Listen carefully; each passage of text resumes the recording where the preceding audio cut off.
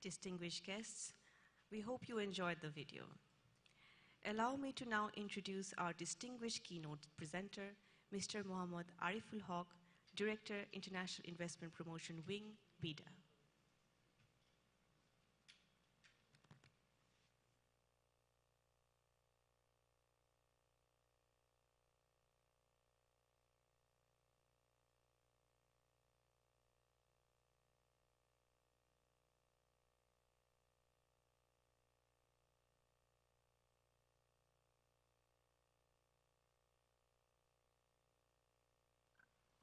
Thank you.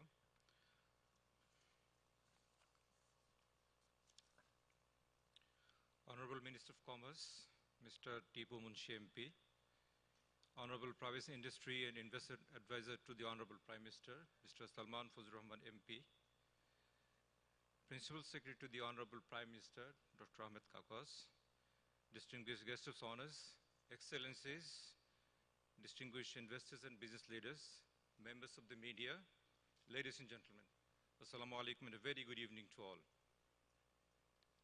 BIDA is delighted to present a draft post-event report on the investment summit that you have seen in 28-29 November last year.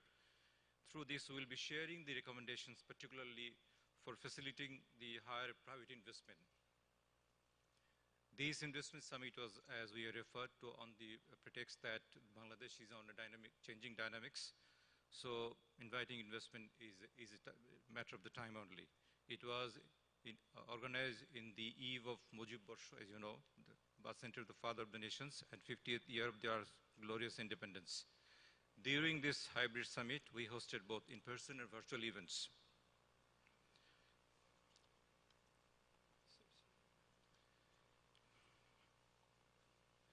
This summit promoted Bangladesh as world's one of the most profitable investment destinations in the world, focusing on these areas.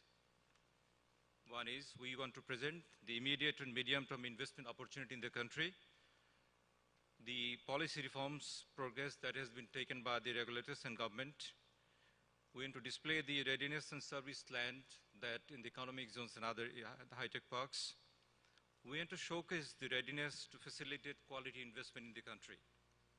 And of course, learning about the priorities of the investment and their suggestions that we have received in the last year from you, and we will be listening from you at this today. The sectors that we have discussed in the last International Investment Summit was focused on the priorities that the country has the potential. These includes fourth industrial revolution, blue economy, health and pharmaceuticals, agriculture, agribusiness, capital market, electronic sector, financial services, leather and leather goods, power and energy, transport and logistics, and of course, ready-made garments. These are the sectors that the country poses potentials, and we think these sectors have the opportunity in the coming days.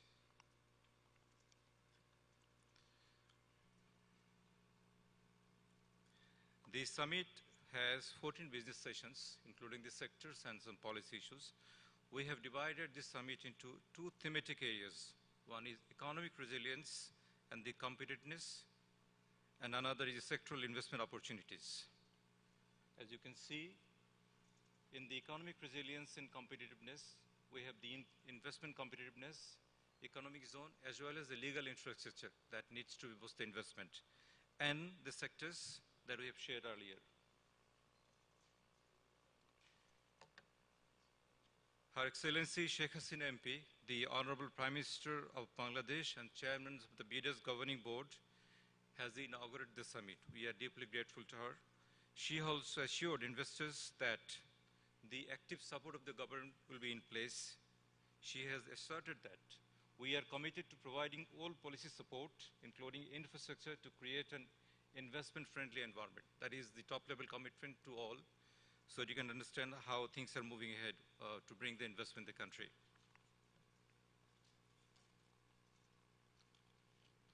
We are extremely grateful to the Excellencies who has provided strong assurance of support from these countries. They have said, India has suggested that they will be supporting on trade, technology, connectivity, entrepreneurship, health and tourism, China wants to cooperate in the agro-processing, health and medicine, logistics, infrastructure, and other areas. Saudi Arabia has expanded their all our support to invest in Bangladesh, in particularly infrastructure development, power, port, energy, and renewable energies. Japan, as always, has continued their cooperation for further development of Bangladesh in almost all the areas. United Kingdom has assured to continue its support for investment climate reforms. International Finance Corporation is working with a range of reforms areas to create a more business environment, enabling environment in Bangladesh. And World Economic Forum is interested to include Bangladesh in its fourth industrial revolution. Just to share with some statistics, this summit has generated strong investment interest in the diverse sectors. You can see that around 6,000, more than 6,000 participants had registered in the event. 50% of that time, 50% of them in the virtual mode, and we have around 3,200% in the physicals. And in the participation, there are more than 3,000 participation from 27 countries. In person, it was 1,610%, and from virtual mode, it was 1,460%. So you can see the interest in this country.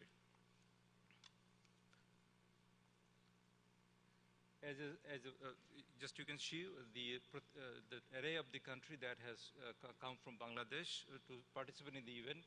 These include China, mostly Hong Kong, India, Japan, Pakistan, Singapore, Sri Lanka, Thailand, and United States and United Kingdom. Almost all the people from all the countries had participated in this event. So let's now share how many investment interests had been generated in this summit, which is the key crux of the whole, the event. We have received around $3 billion of investment commitments in terms of MEO commitments and in these areas. Just to detail with you, from the Saudi Arabia, we have received $1.5 billion investment interest in the fertilizer, paper, and the sugar industries. $150 million of investment in the petrochemical industry from Saudi Arabia. In the Turkish gas, they have committed for $150 million LPG supplies. In the Kornofuli Dry Dock Limited, we have $118 million of investment in the jetty and container terminal. In China Machinery Engineering Corporations, we have received around $500 million of investment in the first waste-to-energy power plant. Also from Saudi Arabia, a renewable power energy of 700 megawatt. There is a Chinese investment in the power sector for $100 million. Also a $50 million renewable energy from China. There are also logistics, supply chain logistics from China, as well as $15 million from US-based IT hub investment in the electronic device sectors. So these are the investment that we have received, committed, and just to share with you, we are getting renewed interest from all the countries, and the commitment that they have made in the summit is getting momentum, and we are taking care of that one. We have identified 24 key reform recommendations during this whole summit. Of course, there are recommendations in the sector-specific area, which we have shared with you in the post-event report. But from our ends, we have identified 24 key reform recommendations that we need to be looking to promote investment in the country. One is to develop a private sector power transmission policy. One is the national logistics strategy to reduce the logistic cost and revisit the current equity cap. One is the investment in the transport sector by private sectors. And we feel there was a recommendation from the seminar that the port oversight and operation should be open for the private participations, and as well as the entry barrier in the logistic system. And there is also a recommendation to develop green economic zone guidelines, which these already in the advanced stages, and of course developing the PPP framework to make the best practices. In the financial sectors, we have got very specific recommendations. As you know, that is part of the development process. There was a policy to take measures of the non-performing loans, further liberalize the foreign exchange regime, although that is all the Bangladesh Bank is taking care of that one. But again, there is a special recommendation to look into this whole regime. Modernizing the Bankruptcy Act, that you know that the government is looking into the whole structure of the Bankruptcy Act, and it is in the advanced stage of reforms. To enact the Secure Transaction Bill, that is also in the development stage. We are thinking of undertake broader financial sector reforms to allow for investors in the insurance sectors, ensure capacity building in the new financial instrument that need to be looked into to equity development in the market, and modernize capital market to attract more debt and equity investment. We are also stage of development of national sustainable bond guidelines to covering the both green and social bonds, and finally to regulate and guideline the Islamic banking and product. These are the specific recommendations came in the seminars. There are also recommendations in the service sectors, which says that we need to develop a policy, specific policy to develop the IT sector and freelancing, and revisiting the Cross-Border Education Act to allow international university to land in Bangladesh. Regarding the manufacturing, we had, the manufacturing sectors, we are having it was advised that the global environment and social compliance to be set in the manufacturing sector as we are leaving the LDC era. In the post-LDC, the compliance would be more stringent. So compliance, social compliance and environmental issues as well as the worker compliance would be an issue. Rationalized tariff and para-tariffs areas also as a recommendation came from that summit, and strengthening the food safety and quality standard to meet the international standard that will be coming in the coming days, also recommended in the guidelines, in the event.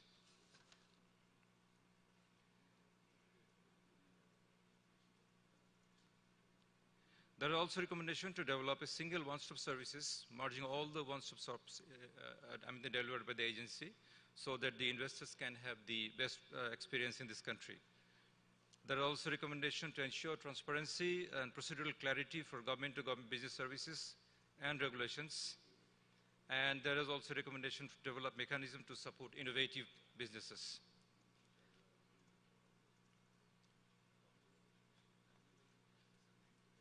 This summit has also recommended from the BIDA's end, just to conclude, the BIDA's end, we have put some recommendations. As this is a summit investment seminar, we have decided and we have put for your opinions that this summit can be arranged biennially on a specific date, because this summit that we have done was done after 4 years of time. We feel that the summit can be done on a definitive date, that the interest of the investors and promoting the country would be a very definite one. So we are thinking that 1st September, the founding day of the BIDA could be a day where we can arrange this biennial summit. So in that summit, we are planning that we need to identify actual investment potential of the business. It can be on a targeted sector, targeted country, and targeted policy, the businesses. It can be outreach or on a sector specific or country specific. We feel that we need to conduct the promotion internationally, especially in the targeted FDI markets. So every market which interests the Bangladesh potentials.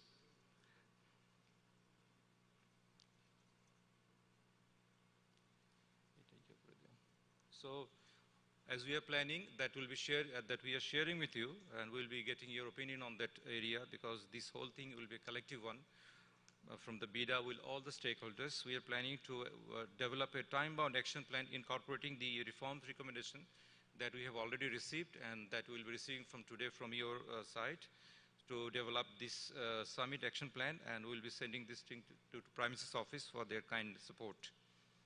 As we have referred earlier, this summit will be on a biennial basis on a certain date. And as you know that we have already developing an investor relations management system in BIDA. All the leads that we have generated in the last summit will be incorporated in the IMRS so that we can track and lead the investment that we have received and to facilitate them. In conclusion, we can say we appreciate and value the overwhelming and positive response from you, as you are our key partners, stakeholders, and potential investors. We are committing that in the next summit, as we are referring to, we would like to secure more achievement and do the activity we could not do this time because last summit was a very challenging time. So in the coming days, we will be sharing that experiences and opinions from you so that we can make that coming seminars, summit on a more participative and representative of the country. We are actively work with you, and we feel that the effort was a collective one, and where your role was encouraging, and BIDA always depends on your suggestions. Thank you from our end. We'll be looking from your opinions today. Thank you very much.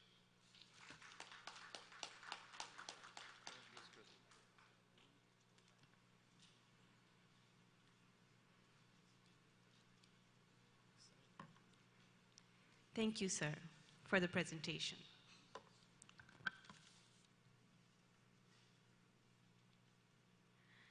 Ladies and gentlemen, we are eager to hear your thoughts on the reform recommendations gathered during IIS 2021 and shared with you during this keynote presentation. Kindly note that there will be no question and answer session. We are seeking your suggestions to finalize our recommendations. Ladies and gentlemen, we are honored to have with us His Excellency, the Ambassador of Japan, Mr. Ito Naoki, and His Excellency, the Ambassador of Turkey, Mr. Mustafa Osman Turan. We will begin our discussion by hearing their valuable suggestions. His Excellency, the Ambassadors of Japan, will share his views, followed by His Excellency, the Ambassador of Turkey.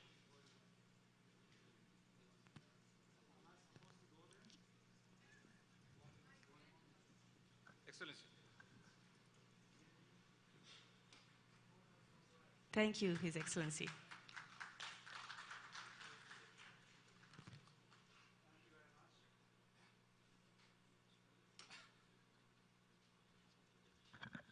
Thank you very much.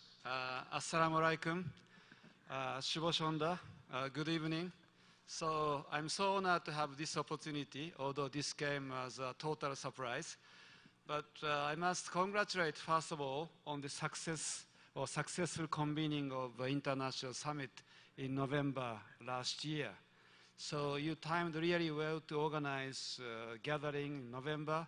Now you are doing this follow-up meeting. Again, you see the right moment to do this. So in light of this declining trend of corona infection. But so on the contrary, the investment into Bangladesh is increasing trend. So no doubt about that.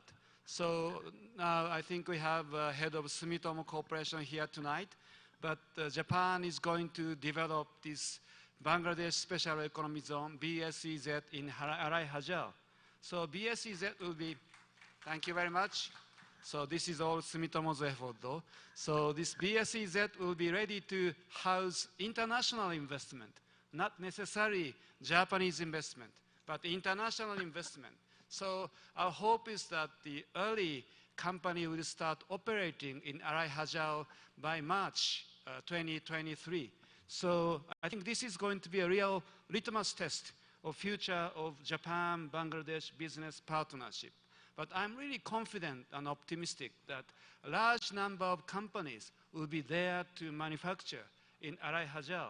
So once Arai Hajar is successful, then there is a good possibility that Japan, the Japanese company, is going to develop another special economic zone in Mirshorai.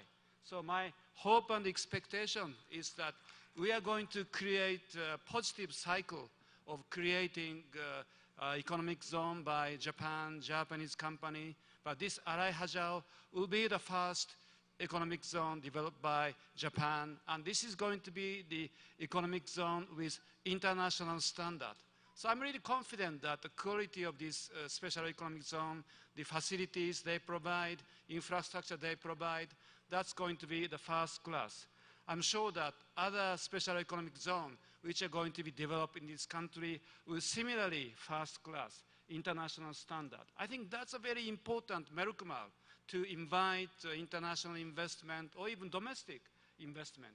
So this is something I hope, and this year Japan, Bangladesh are celebrating 50 years of diplomatic relations. We had a wonderful celebration, 8th of February, but we are really proud that there is going to be a Japan economic zone to be developed before the end of this milestone year.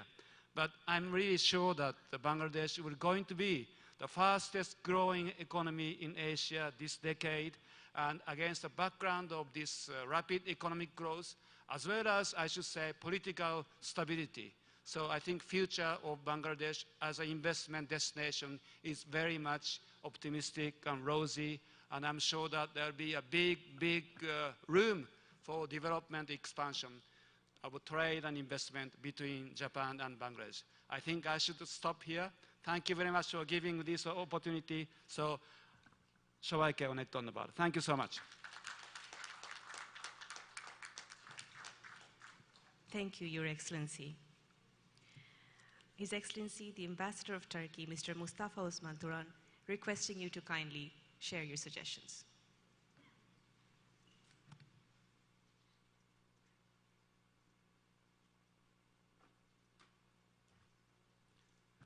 Thank you very much for giving me the floor as well. Ministers, Excellencies, dear guests, I was very pleased to participate also the investment summit myself, together with a large delegation from Turkey. We, just like Japan, we also believe in the potential that Bangladesh presents for investors. Bangladesh's track record proves the conditions in which profitable investments can be made, not just now, but in the foreseeable future. A very clear example of that is our company's investments in, for example, through Aygaz, one of the subsidiaries of the biggest conglomerates in Turkey, Koç Group. Two of its subsidiaries are investing in Bangladesh. One is Aygaz, partnered with United Group, investing $150 million. Their representative is here. And also Arçelik, who bought the majority shares of Singar Bangladesh 3 years ago, is now expanding their investments in one of the special economic zones. They are also considering the Japanese special economic zone. Perhaps we can have a partnership with Japan. So all of these companies are, they are making a long research before they invest, and they have chosen Bangladesh in this region as a hub for their investments. They not only want to meet the demand in the market, but also they would like to export to other countries in the region. So with this, we are also very optimistic about the future of Bangladesh, that, together with political will on both sides, our countries will make a good progress in promoting investments in Bangladesh. Thanks for giving me the floor as well. Thank you. Thank you, Your Excellencies. The floor is now open for discussion on the recommendations shared during the keynote presentation. Mr. Shah Mahbub, Director General BIDA, will moderate this discussion.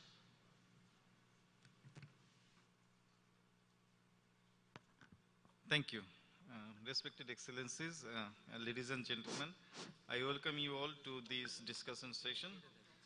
But to set the tone of the session, let me allow just 1 minute to brief the objective of this discussion session. As you already know, that from the investment summit we had back in November 2021, we received a number of recommendations from the technical sessions in order to make the potential investment sectors more attractive, as well as to further boost the overall investment scenario of the country. So you have already seen those recommendations in the presentations. Also, the whole draft report was sent to you all respected invitees through emails. So now we want your suggestions and ideas on how we can implement those summit recommendations.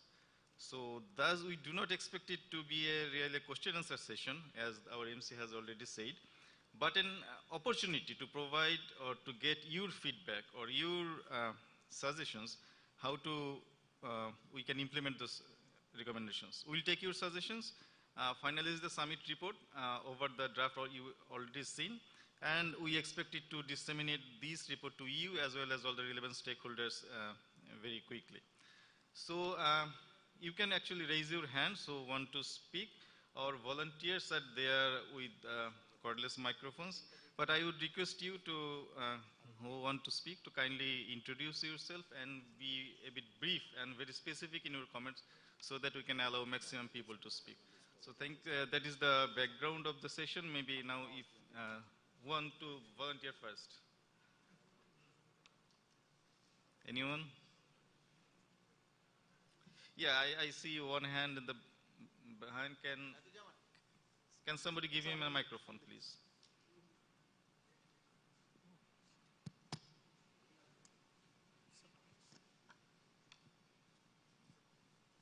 Yes, sir, please. Please introduce yourself. Good evening. My name is Sheikh Abid Hussain. I am from Bangladesh Marine Fisheries Association.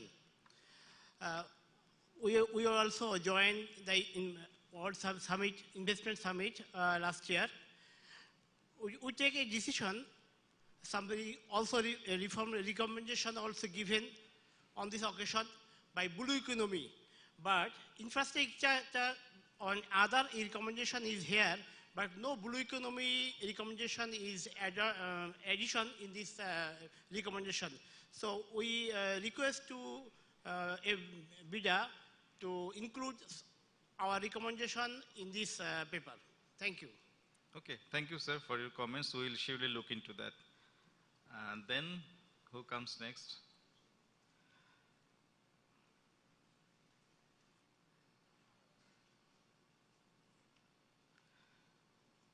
So, if I don't say, yes, sir, please.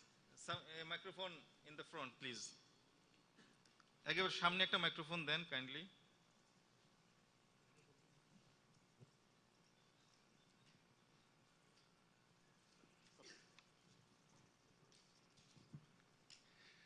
Assalamu alaikum. This is Syed Mahmoud Al-Haq from France Bangladesh Chamber of Commerce Industry. My comments would be basically on agribusiness and also on 4IR. Actually, during the last 1 year, we had a number of seminars focusing on agribusiness and also on 4IR. One of actually Honorable Commerce Minister and also Honorable Principal Secretary, they were kind enough to join and put the valuable inputs. So in this recommendation, actually when we go to the field, especially for agribusiness, we find that one of the biggest problem is now that skilled manpower. So we don't have manpower both at managerial level and also at field level. And most of the business schools in Bangladesh, whether it's the private or public sector, they don't have any dedicated course curriculum on 4IR or for that agribusiness. So they have spread in a little bit spread here and there, but not any course curriculum. So that this is one area where I think if you'd like to have a sustained development, especially in agro-processing, and also agro-processing, when I say agro-processing, also I'm talking about smart agriculture. So smart agriculture, that is actually, I find already there are attempts by many of our entrepreneurs to deploy different elements of 4IR, especially in the aquaculture sector. For e-traceability, which is a compliance issue. And for e-traceability, you need to have the sensors, wireless sensor network, you'll have to have machine learning, but at the farm level, the farmers cannot do that. So for that level, at the field level, we need to have people who can support that. And also, because those who are in this agro-processing industry, the managers, professionals, they are learning through experience. Because there are a lot of issues that come especially with regard to compliance, and also for smart agriculture. I think these are the areas where I think we need to give our attention so that it sustains. And for that, actually, from our chamber, we have taken initiative to develop a network of the universities. Both in the, say for already you had last month, I had one consultation with Bangladesh Agriculture University, because Agriculture University, they have one agribusiness institute, and also the private sector, Chittagong Independent University at IUB. And there we found that the course, this is one of the recommendations, that this will have to be taken up. And also we have to strengthen the internship programs. And for that matter, they need to change the course curriculum. So for the course curriculum, it takes time. Especially if they're right, because they can't go for taking up or changing the courses. So for that matter, they need to have certain, clearance from, approval from UGC. So I think these are the things that need to be, given priority in order to sustain the commitments that we are receiving for development of agribusiness and also for promotion of IR. Thank you so much. Thank you, sir. We'll definitely look into your suggestions. Who wants to speak next? Yes, there is a microphone. Sir. Thank you very much. This is Anwar Farooq, former Secretary Agriculture. Thank you, BIDA, for organizing such a post-event workshop. We were in the agribusiness session, in the main session. So we discussed a lot about our agriculture, our prospects, because we are really in challenge to feed our people, millions of people, and we had to produce more. In 2050, we have to produce double of what we are producing today. So in the recommendations chapter, we make some recommendations, especially one was mentioned by Said Mahmudullah, that agro-processing, this is really a challenge for us. We need foreign investment in this chapter. And other aspects where we are talking about, recommending about mechanization of our agriculture. For commercialization of agriculture, mechanization is very important. And also we are talking about halal certification. This is really a thrust for our export earnings. So halal certification should be there. This is my suggestion. Thank you all. Okay, thank you, sir. Shamne ekta microphone kindly. Assalamu alaikum and good evening to you all. First of all, I must thank and congratulate BIDA for a successful event. Two very specific recommendations or requests rather. One is that we have seen that in the last 6-7 years there has been a vibrant startup culture in Bangladesh. And lots of startups, they are coming up. Every year, about 200 startups, new startups, they emerge. But they lack the investment, especially foreign VC fund. So we have seen in these last few years, we have seen foreign VC funds coming to Bangladesh, but that amount is hovering around $300 million, which is not enough. We have much bigger potential on that. So I request to incorporate policies that will encourage venture capital fund, foreign venture capital fund coming into Bangladesh, and also maybe some kind of incentives can be given to these foreign angel investors and venture capital firms. So this is one thing. Another request is that, of course, we have been talking about the foreign direct investment into Bangladesh, but we would also like to see Bangladeshi companies being able to invest in other countries. ASEAN countries, maybe African countries. And you know, the private sectors, a lot of companies in Bangladesh, they are doing wonderful business in Bangladesh and very successfully, and they can easily replicate that business in other countries. So, and that will not only expand the business, that will also rebrand Bangladesh, change the image of Bangladesh in those countries. So we really need a policy. I understand that only last month, Bangladesh Bank has issued a circular, but that circular only allows the exporters who have export earnings. They can use their 25% of their export earnings to make the foreign investment, but this is not enough. So I'm requesting BIDA to look into this, the government to look into this, to make a policy so that the successful businesses in Bangladesh are able to invest outside. Thank you. Thank you very much. Yes, a microphone for Rupali Appa, please. Ekhane, shamne. Third table. Good evening. I had the opportunity to work with BIDA very closely. We have seen that, you know, they're providing many services, but there are actually duplication of work.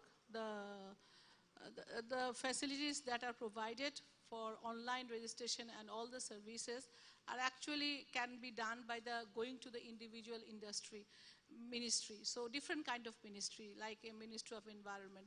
So how to actually avoid that redundancy and make BIDA more empowered to provide these services, because still actually investors are in a maze whether they should go to the individual ministry or they should go to the BIDA. So this is, I think we need to solve this immediately. Thank you for giving me the opportunity. Okay, thank you, Appa.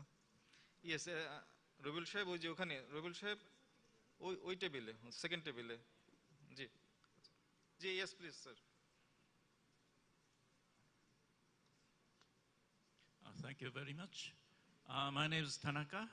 I'm a consultant working for the JICA project for investment promotion. I just like to inform that we have done a study to also titled with the post-COVID investment strategy. And this is, I'm working for the BIDA, but I'd like to share with the other members who are participating here that we have been working for how to, under this post-COVID era, we have done some analysis of the sectors which is resilient and those growing sectors. So there will be very interesting findings, and we put some recommendations.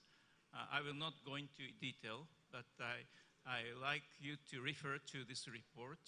We have already submitted to BIDA chairman. Thank you very much. Yes, thank you, sir. We already have received your report. Actually, we're doing some analysis on that. We'll come with some good recommendations with that. Thank you very much. Yes, Ji. Thank you very much. This is Dr. Naeem. I'm a professor of surgery and the chairman Japan-Bangladesh Friendship Hospital. Actually, Japan-Bangladesh Friendship Hospital is one of the first joint venture hospitals in the country. Here with me, Dr. Moazzam is here. And we studied in Japan, and we came back, we established our hospital, joint ventures. But there are some problems, what we feel always, this should be noticed. The things that the service industry like hospitals, and especially now I'm working on geriatric home and geriatric care establishment. The thing is that whenever we go for this kind of joint venture project, we need to go to many other departments, at least 13 departments we need to have clearances from. So these are sometimes very difficult for us, even for our joint venture collaborators.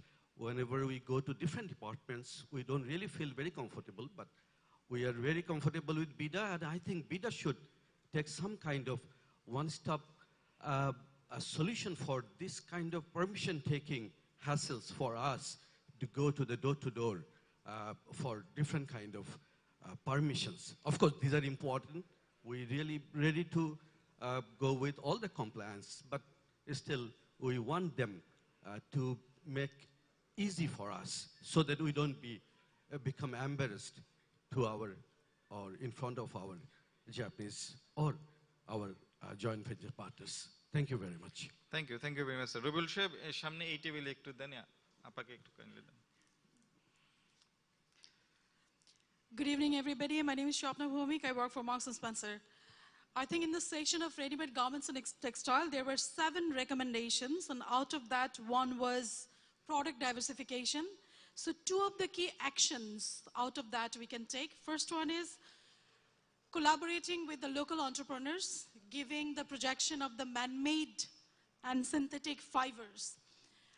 If we can bring more investment of that, and then where we are buying, let's say China and Taiwan and Korea, the other investors, if we can have a specific roadshow for them by doing the marketing of the EPZs and all the benefits that they can get, and ask them to come and invest in Bangladesh, would be 2 of the action plans that we can take out of that recommendation. Thank you.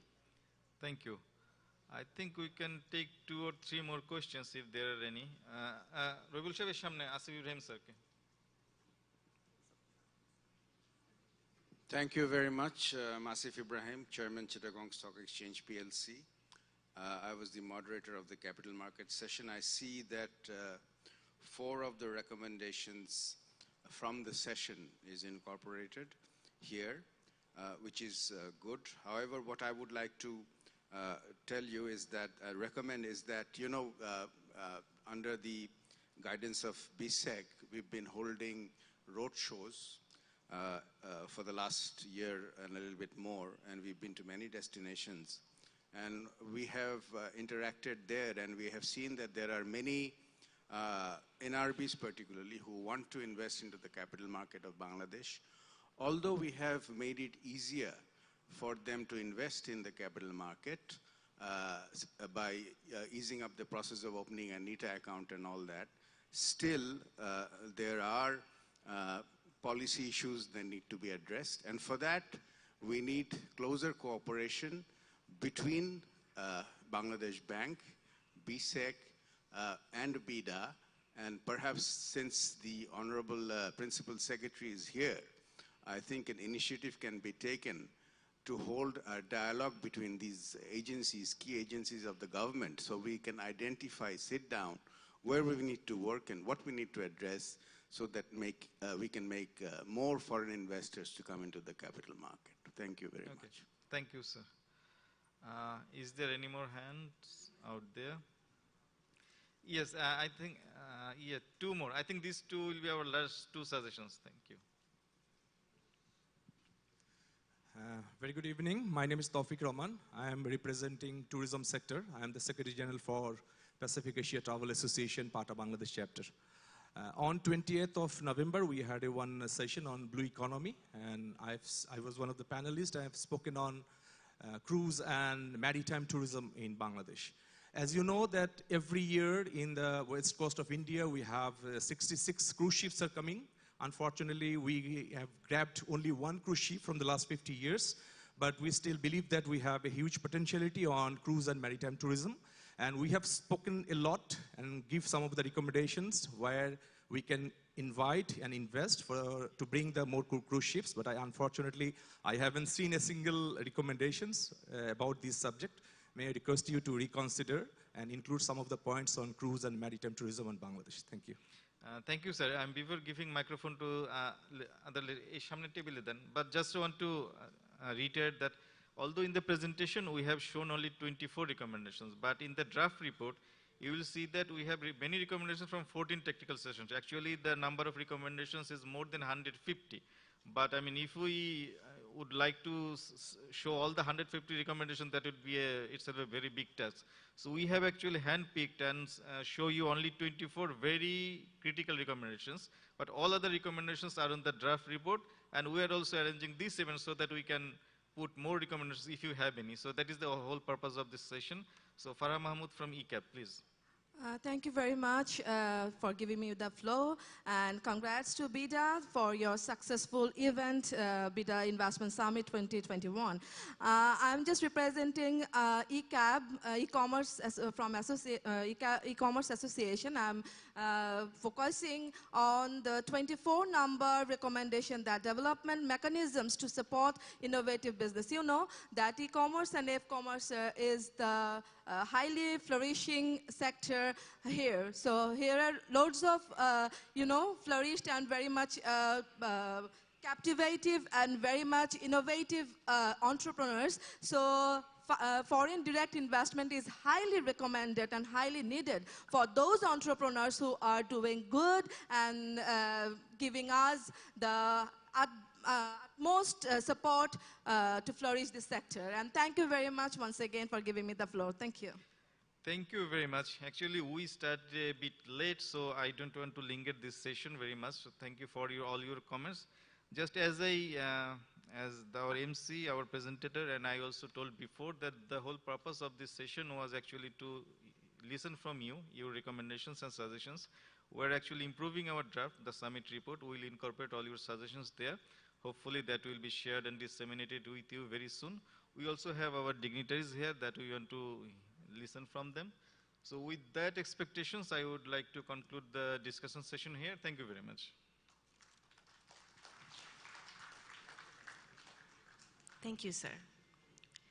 Distinguished guests, FCDO Bangladesh provided valuable support for the summit. Allow me to request our guest of honor, Ms. Judith Herbertson, Development Director, FCDO Bangladesh, to address the workshop.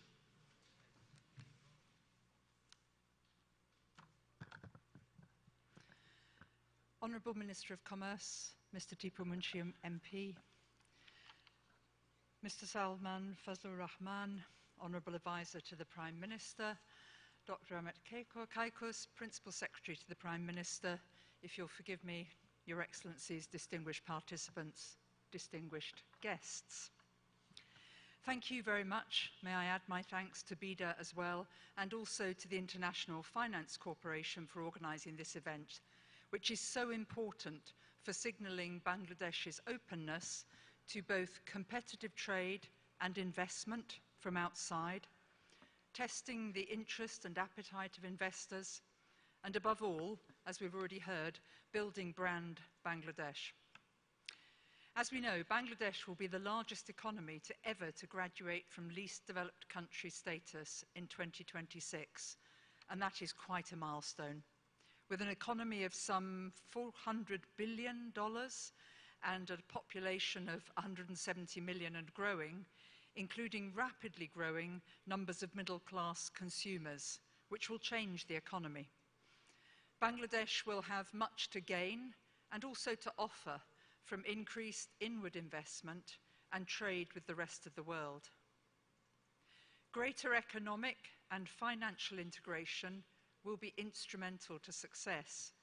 And for Bangladesh, that will mean better and broader consumer choice, access to capital and technology for the established, as well as a whole new generation of entrepreneurs, and above all, productivity gains and job creation for millions of young people waiting to join the workforce. And all of these will be critical for prosperity to be shared more widely and evenly across the country. And I would like to appreciate BIDA's steps to take forward the Investment Summit's recommendations. This summit, as we saw at the beginning, saw very strong participation from partner countries, and there is keen interest from investors to come here.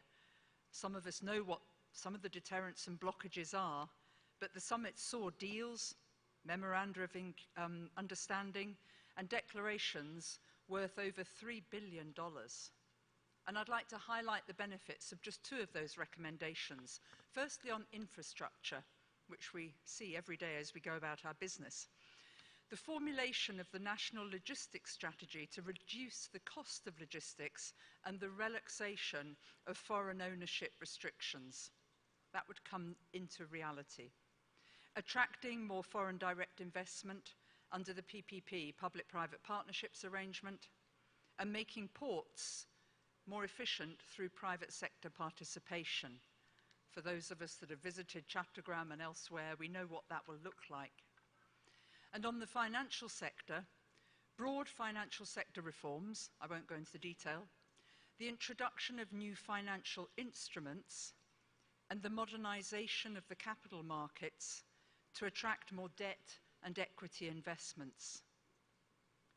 And in terms of investment climate reforms, a growing and diversifying economy like Bangladesh will need more capital and more modern technology, especially to make growth green and environmentally sustainable in the future, as we all globally tackle the impacts of climate change.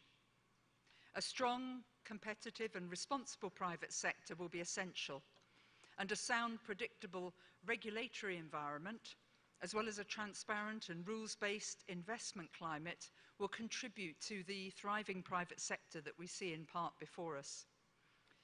And regulations supporting and governing businesses will need to stay relevant for foreign investors to come in and in order for those investments to be sustained. The creation of new and better jobs, however, in sectors where Bangladesh has a competitive advantage will have the greatest long-term incremental impact. And for this, we're going to need to see timely and effective regulatory and policy reforms and systemic improvements which will enable Bangladesh to continue on this business climate improvement trajectory. The UK is keen to remain a strong and reliable partner to help unlock this investment and future growth. We want to help establish a modern, energetic, and mutually beneficial economic partnership. We're already working here to address risks, to improve the investment climate through regulatory reforms, through boosting transparency, and reducing the costs of cross-border trade. This is primarily through the Bangladesh Investment Climate Fund being implemented by our colleagues here in the IFC, the objective of which is to improve the core business operating environment, support investment in industrial infrastructure for the private sector, and enhance sector competitiveness and export diversification. And we saw at the beginning those 11 core categories. It's going to be very interesting to watch that develop. Through the UK Business Finance for the Poor in Bangladesh programme, we're also working to support the development of financial inclusion for those that don't have access to finance in a way that's beneficial both to low-income individuals and families and also to the micro and small businesses which underpin the private sector here. Support, incentivisation and the reduction of risk within the private sector are provided through institutions such as CDC, which will soon be rebadged, you're hearing it here first possibly, as the British International Investment Partners, by providing equity and debt support. We all know Bangladesh has a fabulously bright economic future. I doubt there's a single person in this room who doesn't expect that to come to fruition in the coming years. And the UK will remain a strong and supportive partner as you move forward to meet both the Sustainable Development Goals in 2030 and also reach high-income country status by 2041. Thank you very much. Thank you very much, Ms. Judith Harbertson. Ladies and gentlemen, the International Finance Corporation provided technical assistance to BIDA as the lead supporting agency for the IIS 2021.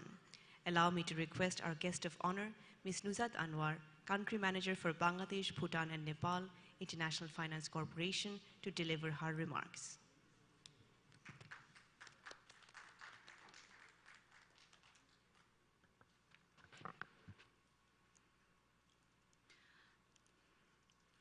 Honorable Minister, Honorable Advisor, Principal Secretary, distinguished speakers, Excellencies, and other guests and participants, good evening.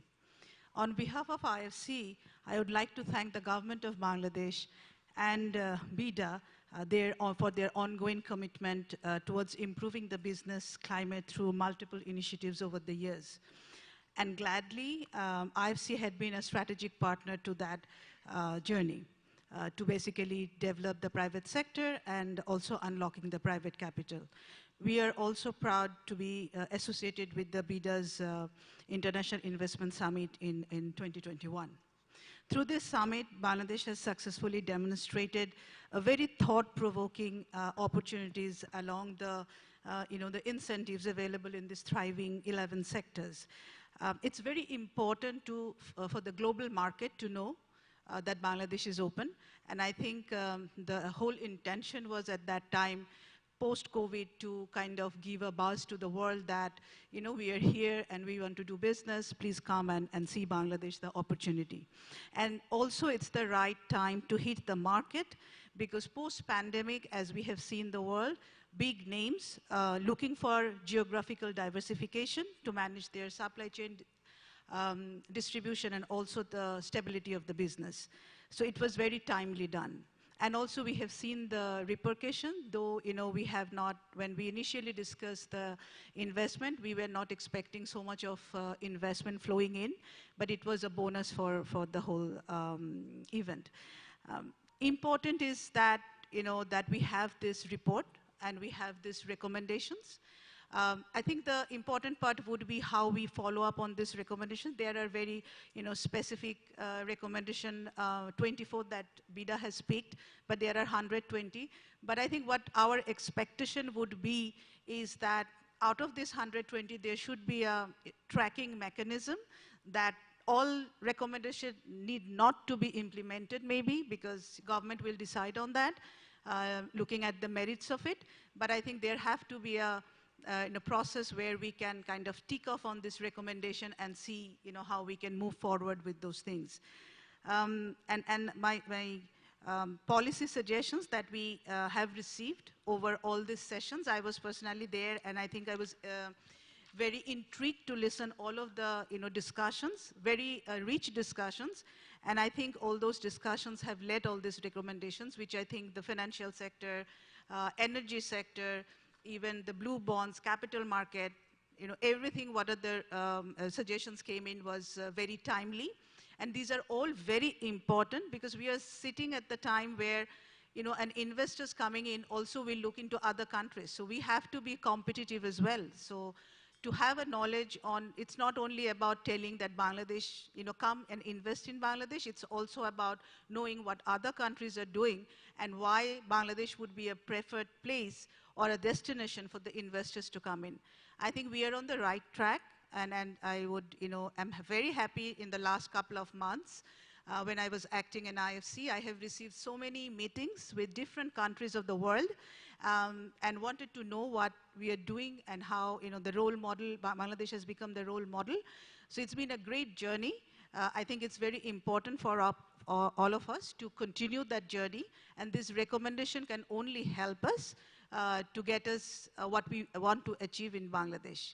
I think with that, let me, kind of take a pause on today. And thank you so much for inviting us here and also, listening to us today. And my hope and expectation is that we would have repetition of these things in the coming years as well. Thank you so much. Thank you, Ms. Nuzhat Anwar. Ladies and gentlemen, BIDA received valuable support from the Foreign Investors Chamber of Commerce and Industry, FICCI, during IIS 2021.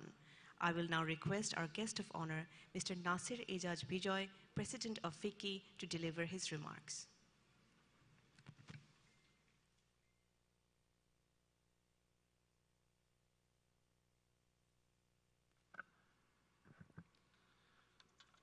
Honorable Chief Guest, special guests, guest of honor, and today's host. Good evening, Assalamu alaikum.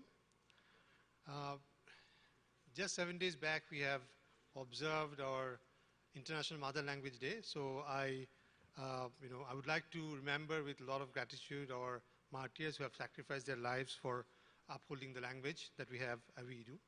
Today, we'll be speaking in English because we have guests from foreign countries. That does not mean we are showing disrespect to our own language, because I think every language has its own place. I would like to congratulate BIDA and IFC for the wonderful event that they have held in November, despite pandemic. I think it actually created a lot of energy and interest from the foreign investor side, and we have seen some of the fructification of the commitment that has come through. We, as Judith mentioned, I think in this room there is no one who probably will have doubt on Bangladesh's potential of potential in future. But I will still repeat three parts. One is about the opportunity space. We should remember that Bangladesh will become a $500 billion economy within the next couple of years, and it will. The target is to become about $3 trillion economy by 2041 if we really want to become a high-income country, which means it's going to it will have to create 6 times of growth in the next 20 years' time. Is it possible? I think it's possible. It will be difficult. We'll have to change the way we operate, and we need to upscale from where we have started. I think the way we have approached in the last 12 years, it served our purpose very well, but I think we need to shift gears to achieve the next level. There are 170 million people in the country. 50% of them are young and earning, which will mean that there will be 35 million medium and affluent class developing in the next couple of years' time, which is bigger than the entire country of Malaysia. So the potential and the market is significant. So the investors look at a few things. One is about the market and also about the opportunities or returns. If you look at the investors in the country who have been here for a long time, they will tell you that the risk reward is extremely favorable.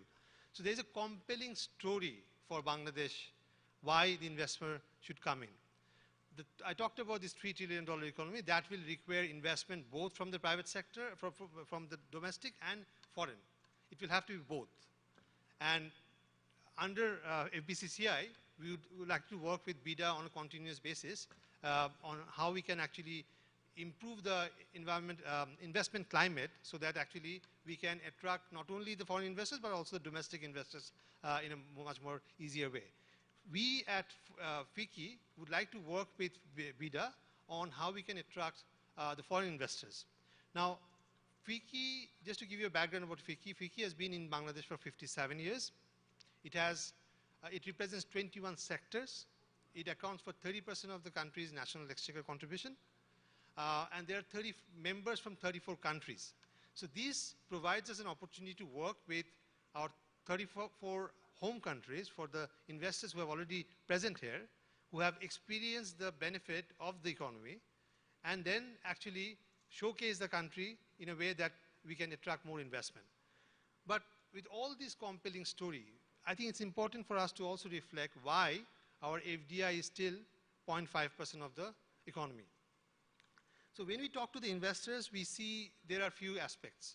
One is awareness. I think there is a important aspect that people are not aware of. I mean, the world population not necessarily aware about the compelling growth story of Bangladesh. It is improving because now there are a lot more coverage happening. I think government has partnered with CNN and others. So there are positive things happening. And these events, the investment summits, in country and across the border, will actually help us to develop this awareness. It's also important to consider issuance of sovereign debt in dollars, because that creates awareness that actually have analysts following the country.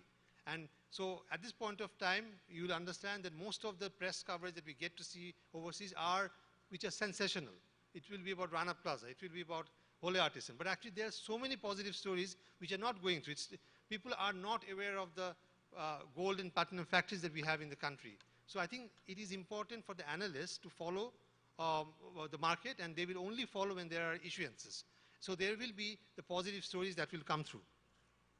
So there are fringe benefits apart from raising the capital. I think raising $1 billion doesn't really move the dial for the country at this point of time, but it does other things like setting up benchmark pricing. It does other things like making the world aware of the amazing development that's taking place in Bangladesh.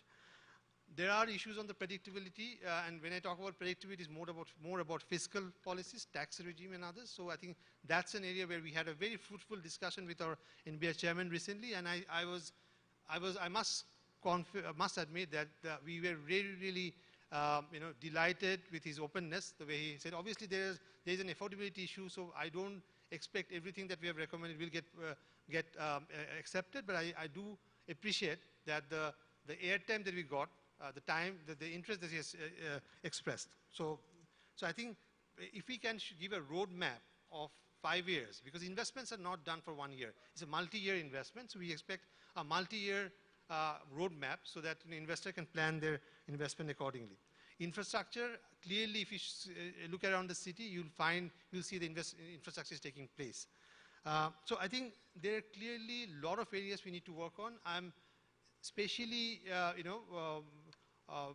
delighted to see that this follow-up session is happening. Generally, when we have an investment summit, that's probably end of it, and then we have it another year. But these follow-up sessions are actually very useful so that we can carry on. And that's why I think it's important.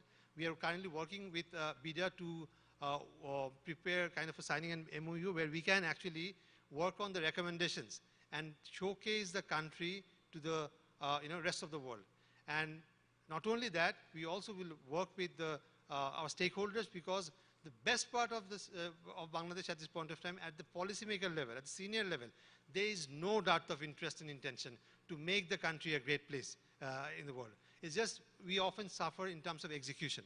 That's where I think all the chambers should actually work together. I think we have a very capable president in BCCI who will help us to coordinate and collaborate, and we can deliver a much better future for Bangladesh. Thank you so much. Thank you, Mr. Nasir Ejaz Bijoy. Ladies and gentlemen, BIDA partnered with the Federation of Bangladesh Chambers of Commerce and Industry to host a successful summit. I will now request our guest of honor, Mr. Mohammad Joshimuddin, the President of FBCCI, to deliver his remarks.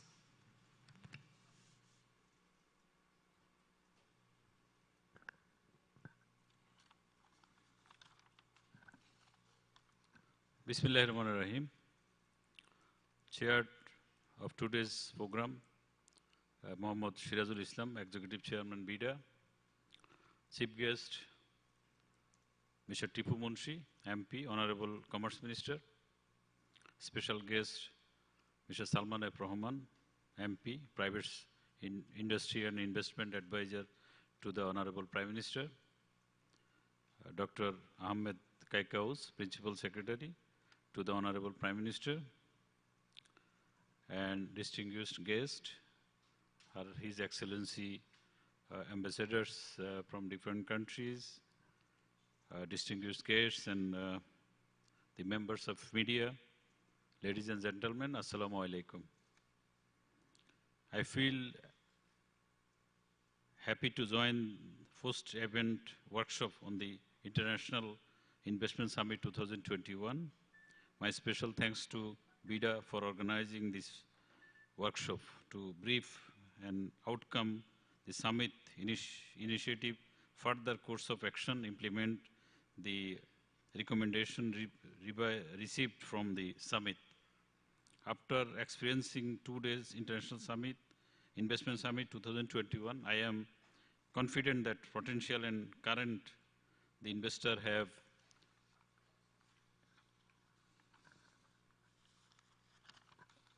received a strong and clear message that Bangladesh is going to be next investment hub of Asia. The participants from various industries, foreign delegates, industry experts, the government officials have also proven this event a grand success for the Bangladesh and BIDA. We firmly believe that from the Industrial Investment Summit, International Investment Summit 2021, Bangladesh as highly potential investment destination has gained and significant attention from the international business community. We appreciate this initiative and believe that from the workshop, we will find smooth roadmap and easing of the business attract more local and foreign direct investment. Ladies and gentlemen, we are thankful to BIDA for the tireless effort and improve the investment competitiveness of the country under the fair-seeing guidance of Honorable Prime Minister.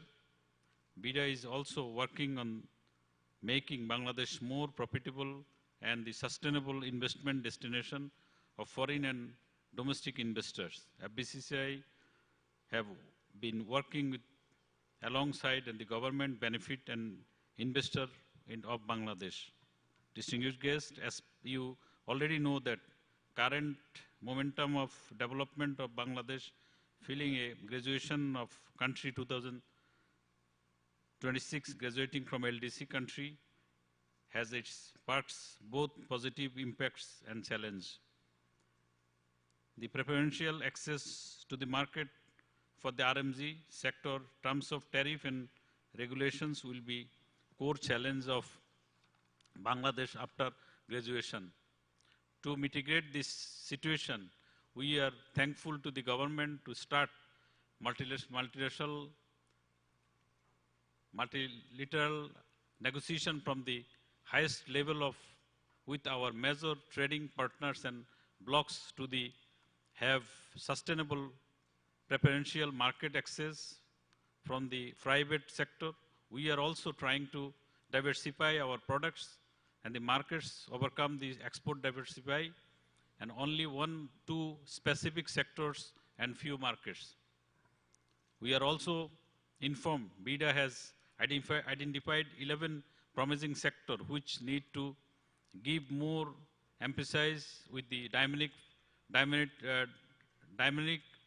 policies, and these are fourth industrial revolution and digitalization, health and pharmaceuticals, transport and logistics, capital market, power and energy, leather and leather goods, agro-based, electrical and electronic goods, and the textile and RMG, blue economy and financial service. I like to request to add another 2 or 3 sector like hospitality and tourism, the pharmaceutical and plastics.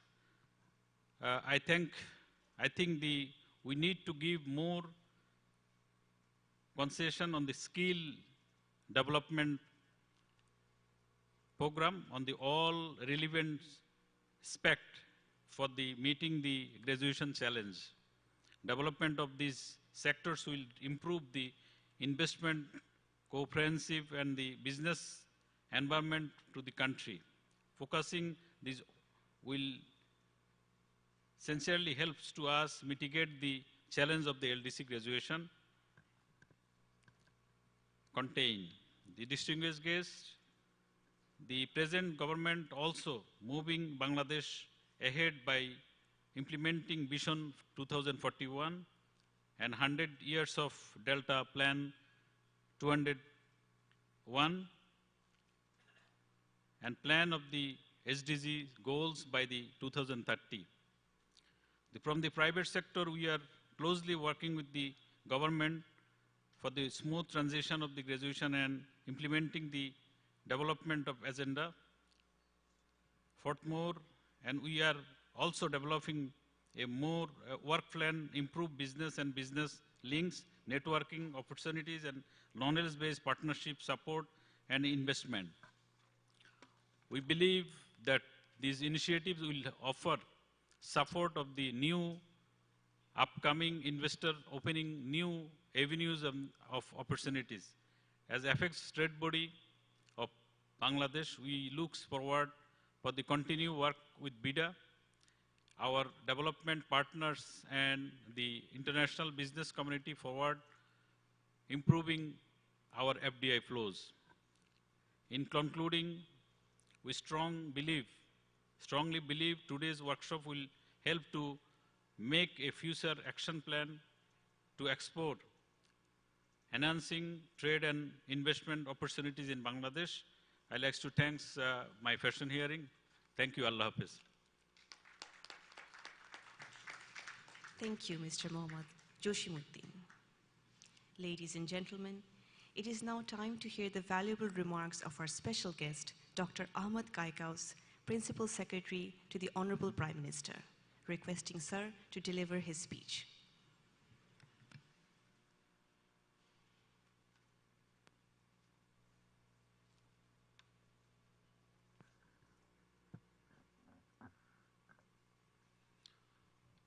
Good evening,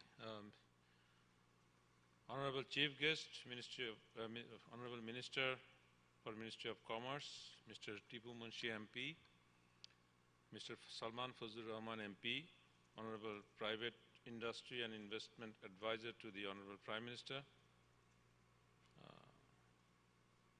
Mr. Joshimuddin, President FBCCI, Mr. Nasir Azaz Bijoy, President FICCI, Ms. Judith Herbertson, Development Director, FCDO Bangladesh, Ms. Nuzhat Anwar, Acting Country Director, IFC, my colleague Mohsina, distinguished guests, excellencies, ladies and gentlemen, good evening, Kumbawa, Assalamu alaikum.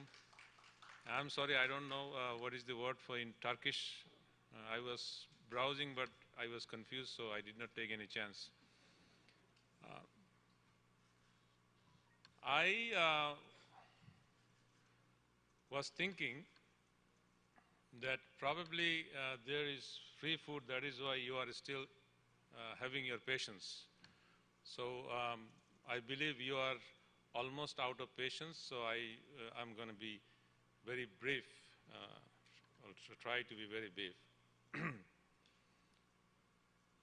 There are problems in investment and business globally, and in Bangladesh we also have problems.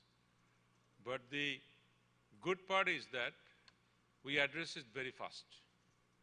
We are progressing very fast, And we are talking in such a situation today is that we have so many feathers on our hat. First of all, this is the 50th anniversary of Bangladesh. This is also the fortune year.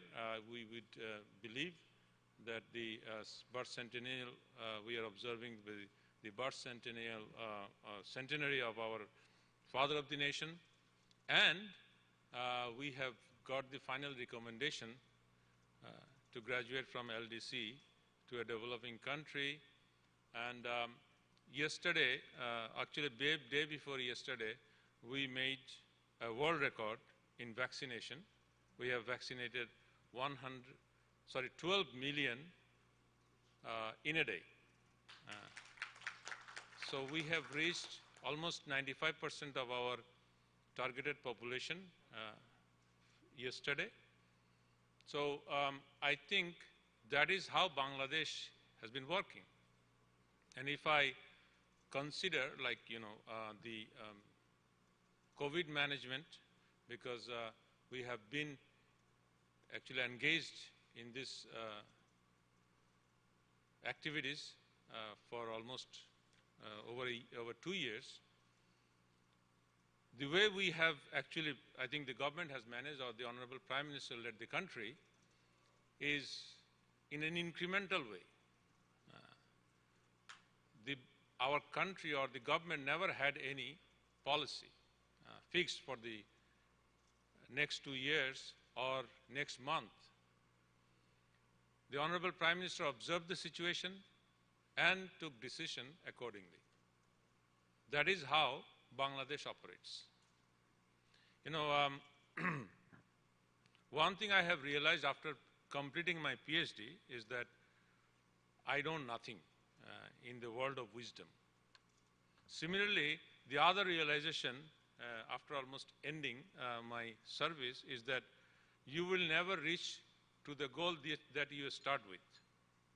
I wanted to be a cricketer, but, dropped out in a year.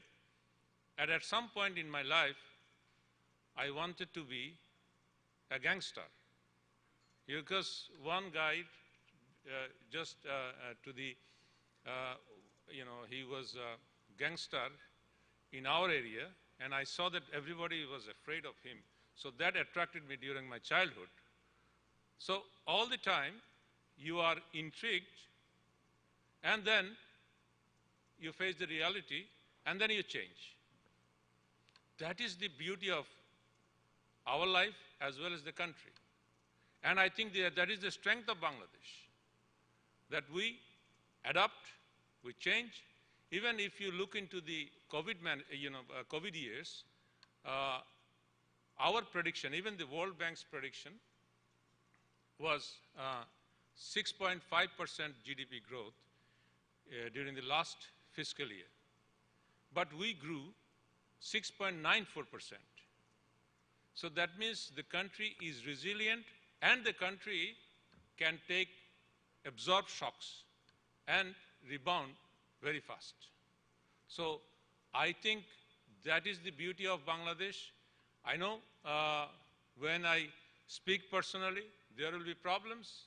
And in fact, a while ago, Honorable Advisor has reminded me, probably PMO is the problem for BIDA. So again, I can assure you, if PMO is the obstacle, the Honorable Prime Minister would be the first person to change it. That is the beauty of our Honorable Prime Minister. So I think, we are poised for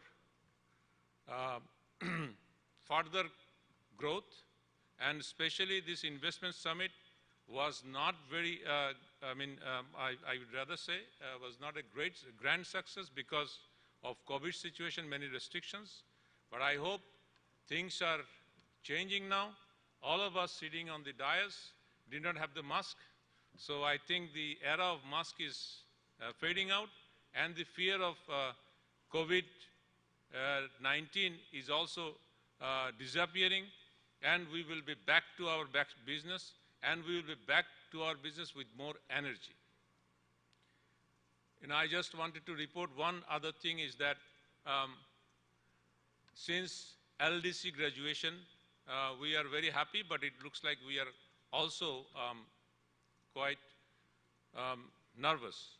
And I think we should not be nervous because there is a national committee. In fact, I'm heading the committee through which we are preparing the roadmap or background papers based on which we can prepare ourselves for the future. And in fact, I don't think that as a country or as any enterprising person, we are not afraid of tax incentives or tax benefits around the world. We would like to show our competence, and we have been able to do it. In fact, I think our both honorable guests, chief guest and the honorable advisor, they are in garments business. We have many people or in our factories, they employ employees from overseas, but still Bangladesh has been the second largest producer of the garments or manufacturing in the world. How did it happen? Because we have successful entrepreneurs, and two of them are here today. I'm sorry, three. I'm sorry, I did not consider the esteemed president of FBCCI. So what I'm asking you, to some extent I have found, which I have mentioned many times probably, is that our overseas partners, they tend to rely on more on the government than the private sector. But I would urge that we should increase business-to-business connections. Actually, His Excellency, the Ambassador of Turkey, has mentioned about United Group and Turkish Farm. And these are probably the new era of our cooperation. And that is how actually we will grow much faster. And I think even, Japanese investment zone His Excellency Ambassador mentioned has also focused on the private sector. So I think ultimately the strength or the growth goes to the private sector. And that is basically the basic principle of the government, the Honorable Prime Minister. So I think we have, I don't want to mention several sectors isolatedly, but I think there are potentials. In fact, I was quite skeptical, I think 10 years back, not now, because I feel proud. I was skeptical whether our ICT would grow. The reason is that many of the ICTs were kind of like based of outsourcing, and we were very, we were listening about the call centers emerging in India, whether we shall be able to do anything because we are not that much good in English. And then in India, they had world-class engineering colleges as well as the IITs, whether Bangladesh should be able to do. But to my utter surprise, I see that we are growing faster than India. So that is probably the beauty of this country. And also, as I was mentioning, goal changes. So since our students came to know about it, they are adopting very fast. And nowadays, I find almost all my, our second generation, those who are in engineering or other things, our children are earning more than us because they are working as an outsource agent of some companies in Philippines, in Australia, in USA. So I can assure you about one thing, is that Bangladesh can adapt very fast. Bangladesh can change its pace as and when required. And Bangladesh, I think, is going to be a global, surprise. We have already surprised. Probably we are going to surprise more, as the country has surprised with the GDP growth this year. So I don't want to bother you much, and I think our two esteemed, honorable guest and the special guest are more, the practical persons who have been successful entrepreneurs in Bangladesh and globally. I think, both of them have set a brilliant record during, pandemic, because I think Mr. Salman Fazlur Rahman has, provided the PPP to the Americans during the time when they needed direly. And similarly, in the garment sector, the Honorable Commerce Minister has shown his competence. So, I think BIDA has rightfully brought these gentlemen because we are showing you the entrepreneurs can change the country, and BIDA's role is to incentivize the entrepreneurs. And we have in fact brought 3 successful entrepreneurs so that you can feel confident, you can feel energized, and we all look for a brighter Bangladesh and brighter actually the world, because the world is so connected that you cannot isolate one country from the rest. So let us be connected, let us do our work, and also bring prosperity for our people as well as for the globe. Thank you very much. Jai Bangla. Thank you very much, sir. Ladies and gentlemen, we will now hear the valuable remarks of our special guest, His Excellency Mr. Salman Fazlur Rahman, MP, the Honorable Private Industry and Investment Advisor to the Honorable Prime Minister.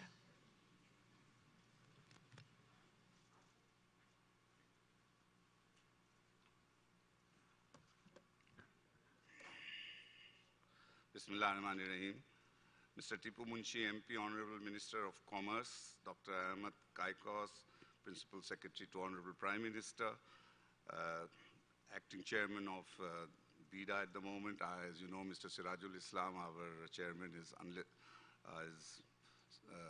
has got COVID, and that's why he couldn't be here with us. So in his place, Mohsena has joined us. His Excellency, Ambassador of Japan, His Excellency, the Ambassador of Turkey, Mr. Mohammad Jasamuddin, President of FBCCI, Mr. Nasir Ijaz Bijoy, President FICCI, Ms. Judith Herbertson, Development Director, FCDO Bangladesh, and Ms. Nuzhat Anwar, Acting Country Manager, IFC. Ladies and gentlemen, Assalamu alaikum, and a very good evening to you all. I'm very delighted that BIDA has successfully organized the International Investment Summit 2021 and gained significant interest from potential investors from home and abroad.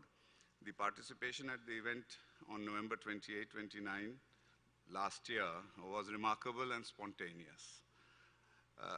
Even though it was during COVID and we couldn't achieve what we really wanted to, but because of it was a hybrid, we followed an hybrid system, so there were physical presence as well as online presence. Now this post-event workshop is a timely one to untangle the potentials and opportunities as identified and raised in the summit.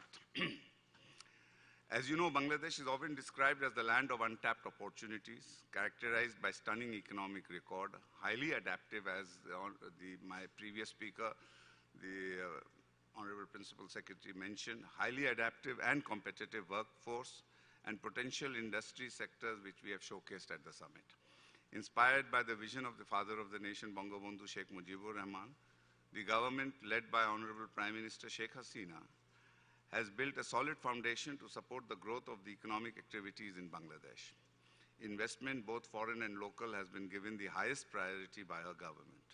When the COVID-19 pandemic struck us, she foresightedly unveiled significant stimulus packages worth over Bangladesh taka 1 trillion, Also, she took a brave and timely decision in purchasing vaccine by advance payment, which had been proven to be very effective to face the dangerous second wave of COVID. In fact, Prime Minister, we booked the first order of consignment of vaccines even before the vaccines were approved by the regulatory authorities. And in fact, in January 2020, we were the first country, one of the first countries in the world who started the vaccination process, and all our frontline workers were vaccinated at that time. And as the Principal Secretary just mentioned, that we kept changing and keep adapting, that as soon as we found one issue with vaccination, we were quick to solve the problems as and when they presented themselves. Under the strong leadership of Honorable Prime Minister, Bangladesh is poised to diversify its economy to emerge as a developed country by 2041. As the country's apex investment promotion agency, BIDA employs an open-door policy for investors from all corners of the globe. It is the first stop for potential investors who arrive in our country with their valuable proposals. BIDA facilitates the starting and operating of businesses, provides aftercare services to the investors, and advocates for the appropriate investment policies. During the period of the pandemic, BIDA proactively reached out to businesses and drove the implementation of policy recommendations that provided ease to investors. Using its online one-stop service portal, BIDA processed over 1,000 applications and ensured round-the-clock delivery of services. Even during the challenging times of COVID-19, BIDA has been facilitating economic activities and providing support for the investors. I'd like to mention over here that actually because of the COVID, we have a little bit of a setback, but the concept of the one-stop service and integrating all the various services which are provided for investors and for businesses, this process is on. And as we move forward, and now that as the COVID, we are seeing the back of COVID, inshallah, we feel that if the policy that we're talking about, there is a lot of complaint from many people that the one-stop service is there, but it can improve much more. And I agree that there's a lot of room for improvement, and a lot of work is being done on this. So as we progress, you will see that this one-stop service of BIDA, coordination between various other agencies of the government. Already BIDA has signed interoperable agreements with a number of government agencies, and more are in the offing. So this is work in process, and soon we want to actually ensure that BIDA really provides the one, so that an investor or a businessman who wants to invest in Bangladesh or do business in Bangladesh really can just go online to the BIDA portal and resolve all the necessary permissions, permits, whatever is required is done efficiently and seamlessly. In our journey towards becoming the new investment hub of Asia, the government is working relentlessly in becoming the emergent economic tiger of Southeast Asia by 2025. Under the feet of the government of Bangladesh has taken a coordinated approach for a reformed investment climate, creating a more conducive business ecosystem, increasing investment competitiveness among the competitor economies.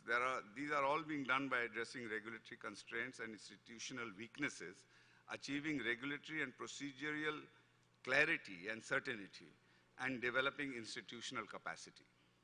The government has also streamlined regulation to ease starting and operating businesses, undertaken sector-wise policies to better accommodate customized needs of industries, and also developing enabled infrastructure. So like I mentioned earlier, these are the things. There's still a lot of work to be done, but we know exactly what needs to be done, and that is how we are proceeding. And as you've heard, that if we feel along the road, if we feel that whatever we feel needs to be done actually needs to be modified, then we are quite open to that, and we adopt to that, and we make the necessary modifications as and when required. Bangladesh is a land of prosperity and opportunity. We have 170 million dreamers, and a GDP growth of 7% nearly. Even in COVID, as you heard, we have grown 6.9%. Knowledge, technology, and hard work are the key positives to concern.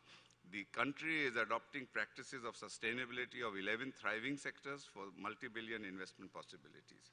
We are encouraging investors to come and discover the limitless opportunities of Bangladesh. We are going to graduate from LDC status by 2026, and we hope to become an upper developed country by 2031 and a developed country by 2041. Bangladesh is the largest market with a motivated population. We have cost-effective utility and labor along with the leveraging policy. 100 EZs are about to complete, where some are government-owned, some are 100% private, and some are joint venture.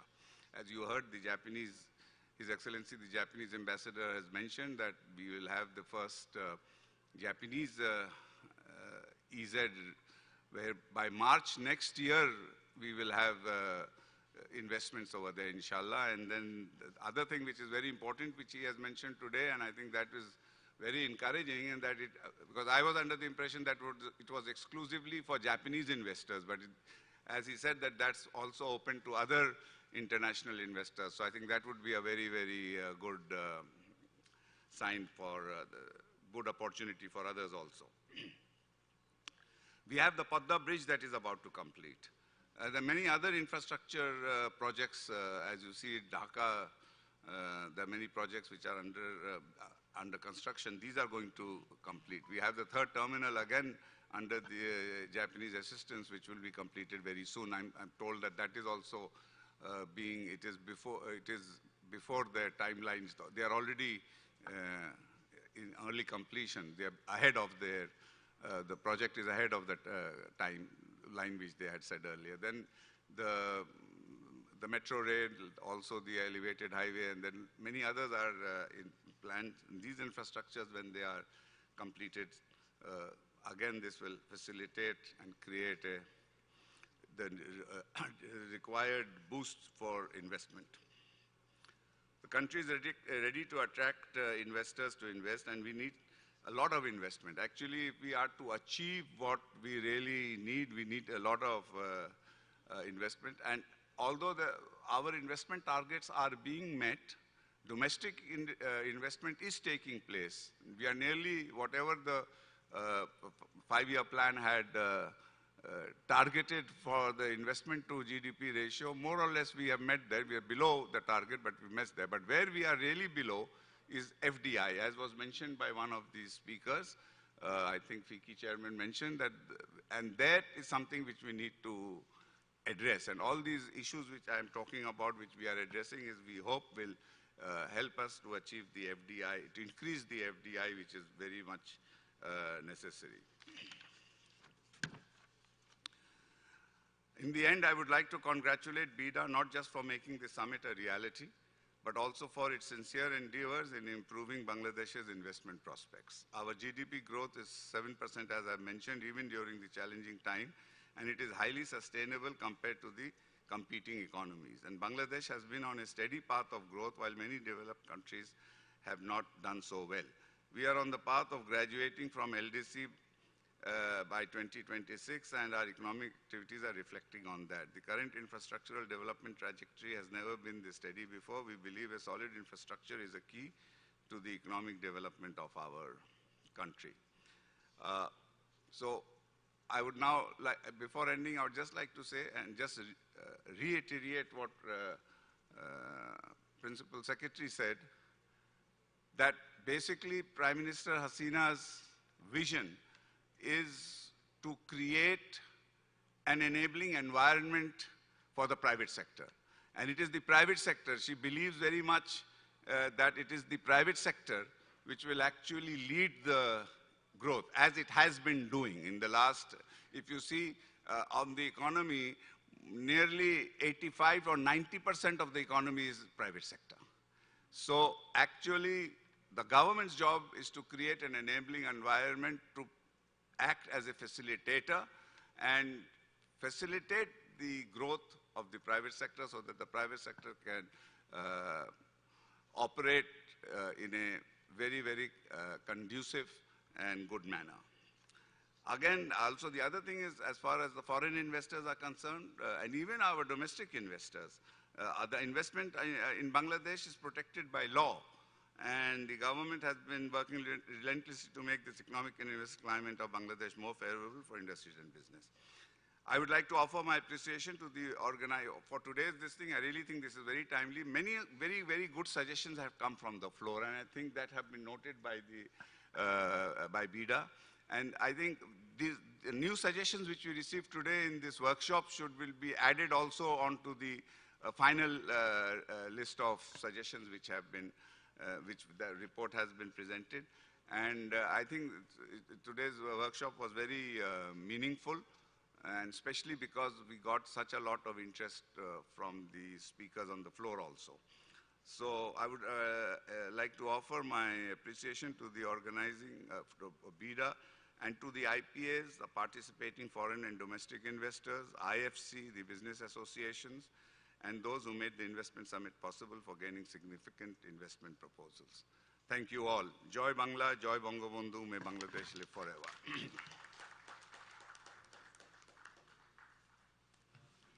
Thank you very much, sir. Dear participants, it is now my pleasure to request our chief guest, His Excellency Mr. Tipu Munshi MP, the Honorable Minister of Commerce, to deliver his valuable remarks.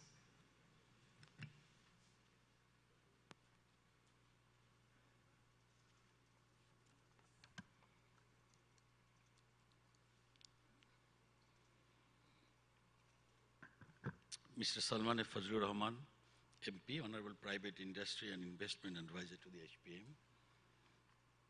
Dr. Ahmad Kaikaz, Principal Secretary to the Honorable Prime Minister,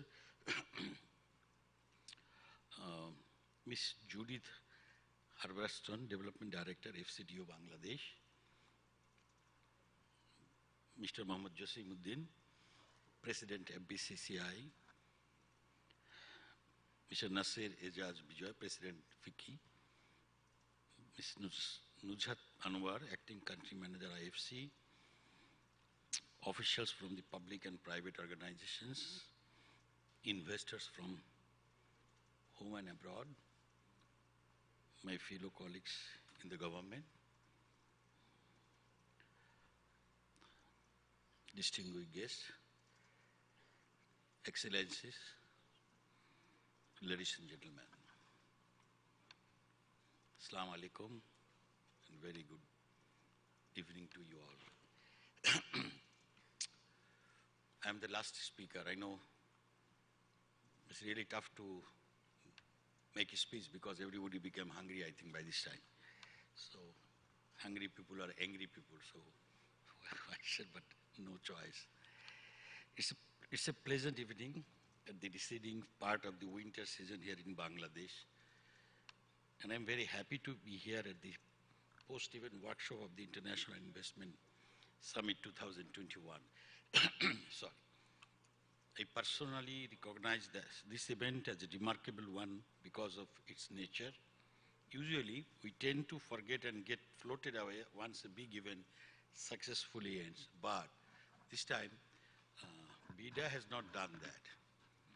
They're trying to get hold of the momentum created by the investment summit, and we are here to review and discuss how we can sustain the outcome and how we can implement the recommendations of the summit.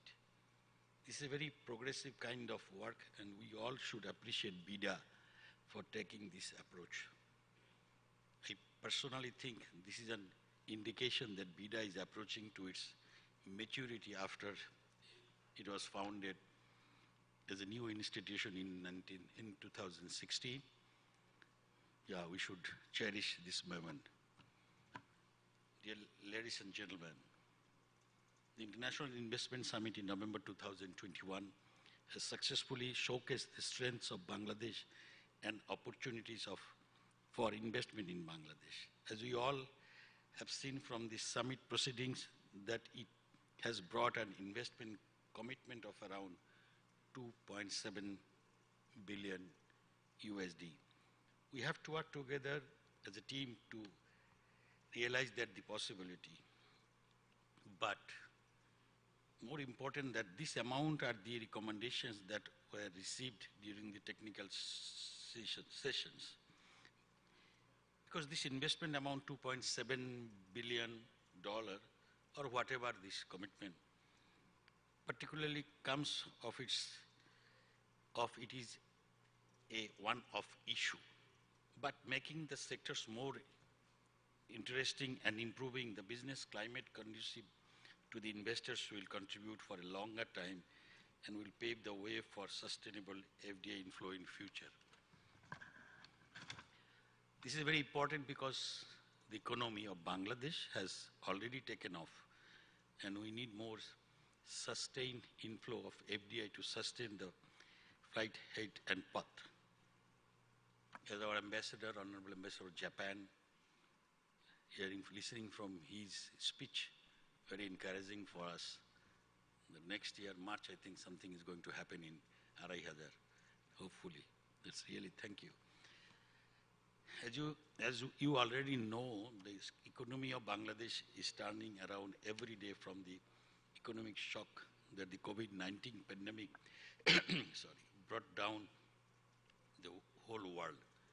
Even the GDP growth in 2020-21 stood at 6.9%, despite this stagnation in the global economy caused by the coronavirus. Because of the timely and courageous decision of our Honorable Prime Minister, Sheikh Hasina, economic activities in Bangladesh have kept going and development of the country has been sustained. Keeping the industries open was a bold decision by the Honorable Prime Minister, which global leaders even could not dare to do. The inflation rate is at 5.56% in 2020-21, which is also within manageable range. As the disposable income of the people is increasing, the purchasing power of the countries is mostly unaffected. Distinguished speakers and guests, I am focusing on the sustained economic growth of Bangladesh because we have a lot to achieve in the coming days, utilizing the bold platform we are standing on today. For example, the Bangladesh 8th five-year plan targets to attain 8.51% GDP growth at the end of 2020-21-25, this period. We need more investment and more production in order to achieve this target. We also have to look around our competitors. We have to look why countries like Vietnam are attracting more FDI than Bangladesh. Based on the peer country strategies and policies, we also have to uplift our environment. She was speaking when she mentioned two things. One is infrastructure and one is logistic. I think you mentioned the 2 points. Yeah, I remember that. I think that is, we shall have to look into that thing. The recommendation from the 13th technical session can help us in this regard, and thus preparing a time-bound action plan to implement those might be very crucial for us. We should actually see this as a significant opportunity for us for bringing more FDI in Bangladesh. Dear investors, the government of Bangladesh has shown its intent to modernize the regulations and make those top notches when it comes to competing economies. Our honorable advisor, Mr. Salman Efron, right now, I think he mentioned that thing that he's going to take care of the one-stop service things, what we really desire. We need to take care of that side, and he's going to take that action, I think.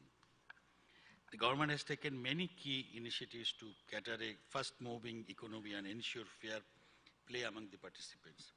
The government continues to address regulatory and procedural reforms through modernization of Companies Act 1994, which was recently brought. We all know that one-person company concept we have made. The government has also been undertaking other critical reforms, including the amendment of the Bankruptcy Act. the government of Bangladesh developed an interoperable online BIDA one-stop service, where I just mentioned system as a mandate of Digital Bangladesh by Honorable Prime Minister. The government has reduced the corporate income taxes to 22.5% for publicly traded companies and 30% for non-listed companies, with provisions for a e-filing and online payment of corporate tax. Digitalization of VAT refunded process will be introduced soon as well. NBR has undertaken Asaikuda system for an innovative, efficient and effective customer activities to ease trades, and NBR has concentrated concrete plans for that to integrate all of these its customs and trade related services into the Asaikuda system. It is our government's mandate to improve the investment ecosystem of Bangladesh to establish an investment-friendly environment. We have already taken series of initiatives so that you can invest with peace of mind, and we are protecting your investment interest by law. Distinguished speakers and guests, BIDA as the apex investment promotion agency of the country, has been undertaking initiatives to promote Bangladesh as an attractive investment destination and addressing necessary reforms to encourage trades and investment in the country. International Investment Summit 2021 was yet another commendable initiative from them to showcase Bangladesh as a potential destination for investment from all over the world. I should particularly appreciate the BIDA virtual one-stop service that has proven that government service can be provided online, paperless, without corruption and within pre-allocated time. I congratulate BIDA on initiating and operating this service and hope that other stakeholders, agencies also join the move. Finally, I want to say that some of our speakers today, they have suggested a lot of things. They pointed out some things so that we can look into that matter, and Mr. Salman Rahman, who is the chief of that, he can also look into all these suggestions, requirements, what we mentioned today. Finally, I would like to thank the organizers for inviting me to this program. I will be eagerly waiting to see the action plan as well as its timely implementation. Thank you all. Jai Bangla, Jai Bangla. Thank you very much, Honorable Minister. Ladies and gentlemen, we are nearing the end of our workshop. The Executive Chairman of BIDA and the Chair of this workshop, Mr. Muhammad Sirajul Islam, has joined us through a video link. I will now request Sir to deliver the concluding remarks.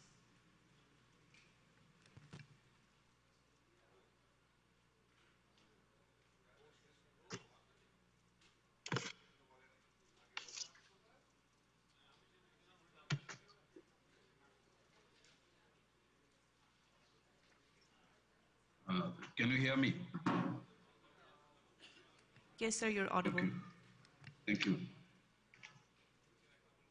Honorable Minister of Commerce, His Excellency Mr. Tipu Munshi MP, the chief guest of today's event, Honorable Private Industry and Investment Advisor to the Honorable Prime Minister, Mr. Salman Fazlur Rahman MP, the distinguished Principal Secretary to the Honorable Prime Minister, Dr. Ahmed Kaikaus, Ms. Nusrat Anwar, Country Director, IFC, Ms. Judith Herberson, Development Director, FCDU, President ABCCI, Mr. Zashimuddin, President FICI, Mr. Nasser Jaz Bijoy, the Excellency Ambassador of Japan, His Excellency Mr. Ito Nauki, Ambassador of Turkey, His Excellency Mr. Mustafa Osman Turan, honored guests, members of media, ladies and gentlemen. Assalamu alaikum and a very good evening to you all. Thank you for joining our post-event workshop on the International Investment Summit 2021. I could not be with you today physically because I'm still positive with coronavirus. It would have been wonderful to join you in person. BIDA is committed to private sector development in Bangladesh. The suggestions you have provided us with help us a lot in our mandate. We'll carefully study today's suggestions and incorporate them in the summit's final report, which we will submit to the Prime Minister's office for guidance and support. You saw the urgent key recommendations listed in the keynote presentation. Beyond this, there are other specific recommendations for each third sector listed in our draft report. We'll send it to relevant ministries and agencies for their consideration and actively support them through the reform process.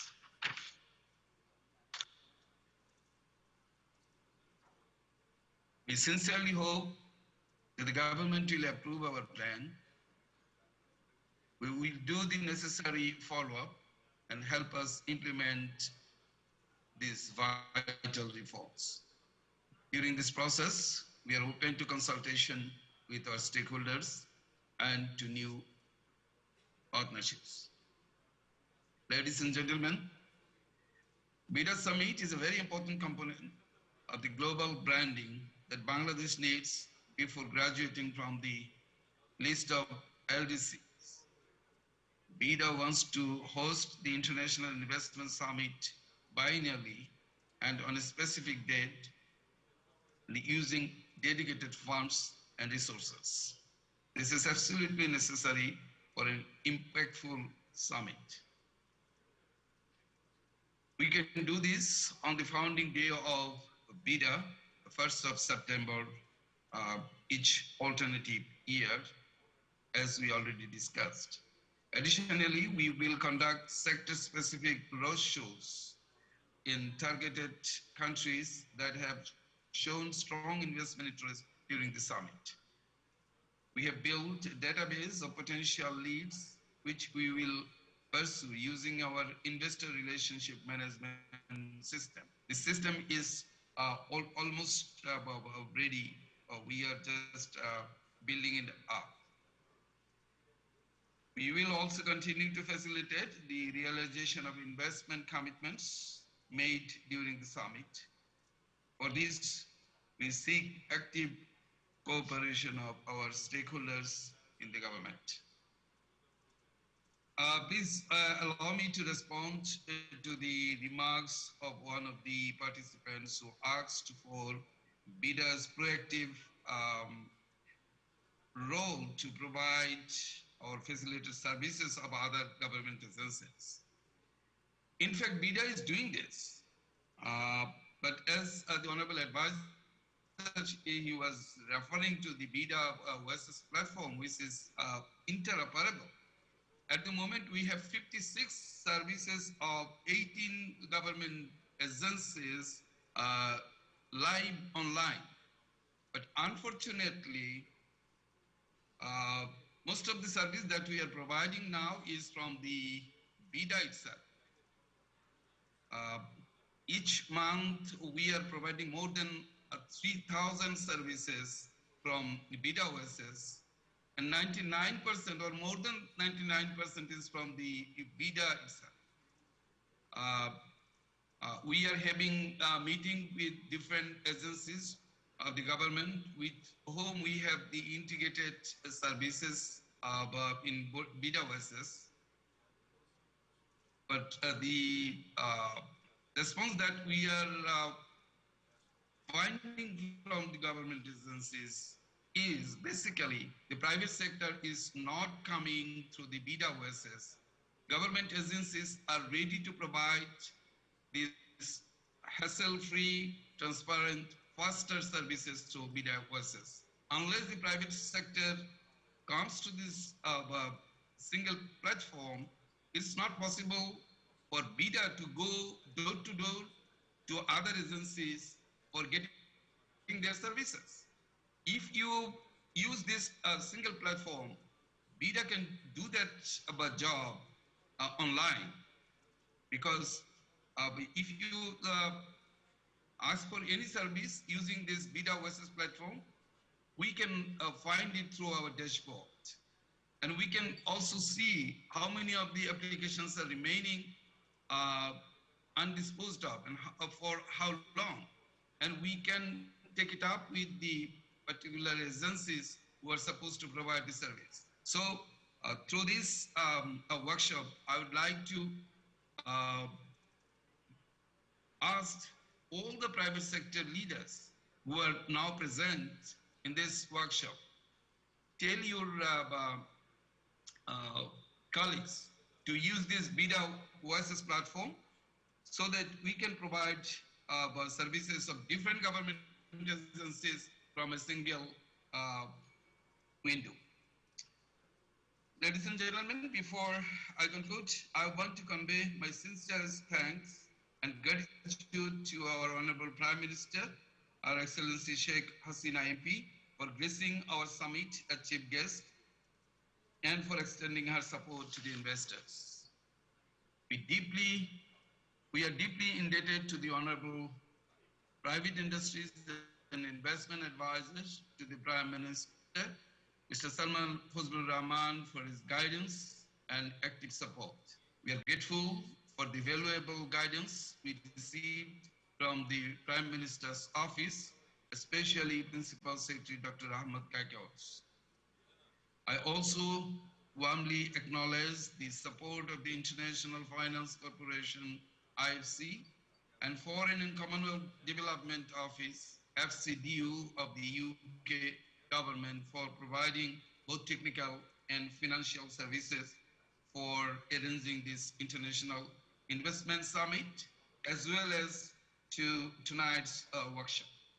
I also extend my sincerest thanks to ABCCI and FICCI for being great partners. I would like to mention that FICCI also provided some financial support to arrange these two grand occasions.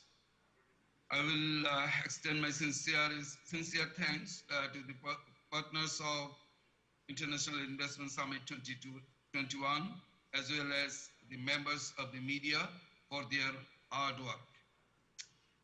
I would not like to forget the hard works of my colleagues in BIDA,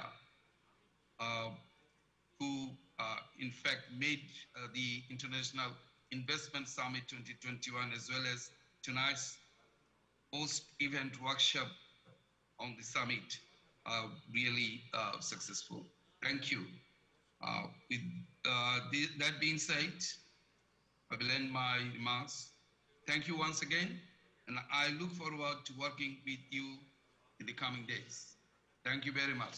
Jai Bangla.